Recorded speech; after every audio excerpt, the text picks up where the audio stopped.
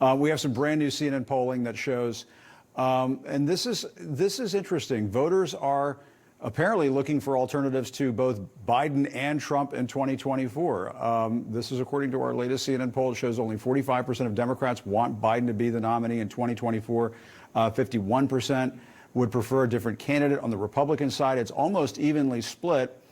I suppose, some of this might have something to do with inflation and these economic issues that have been plaguing Biden, although, Biden supporters will say, look at the way that the job picture has just been doing gangbusters.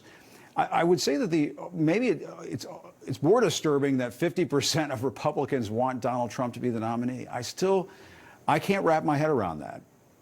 Yeah, but that's baked in the cake. I think the news is that it's evenly split. I mean, that shows that to some extent the fever is breaking on the right. And on the Democratic side, I'm not surprised. And look, I don't think it has to do with the economic numbers. I think it simply has to do with the fact that people don't want a rematch of 2020.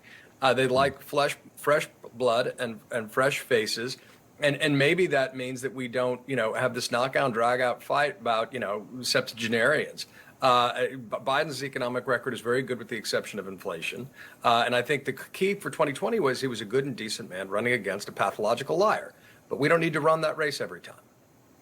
And Margaret, I have to ask you about this. There seems to be this weird fantasy over on Fox, speaking of weird fantasies, that Hillary Clinton is going to be the Democratic nominee in 2024.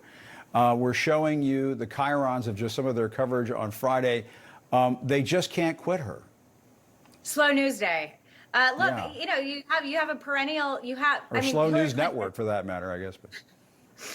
Look, but Hillary Clinton, if we're honest, has been the villain of the conservative media since the 1990s, since she was not even First Lady of the United States, but the candidate or the wife of Governor Bill Clinton when he was running for president. I mean, she is, victim number one in the context of, or enemy number one as a woman who was a feminist, that bad word feminism, and she represented all the things that traditional conservative America didn't represent, and then that the criticisms of her of course evolved over the last 35 years.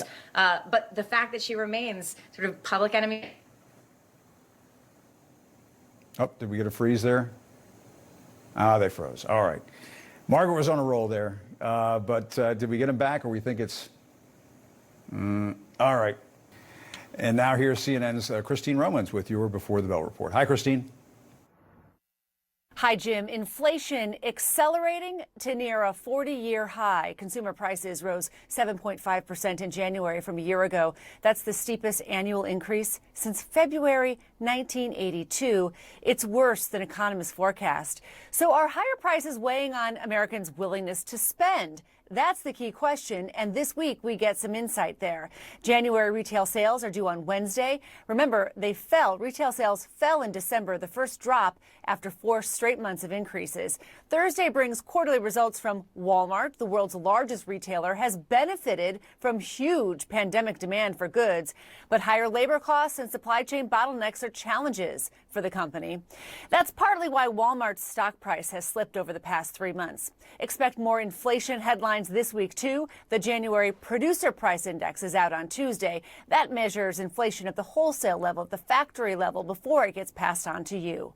In New York, I'm Christine Romans.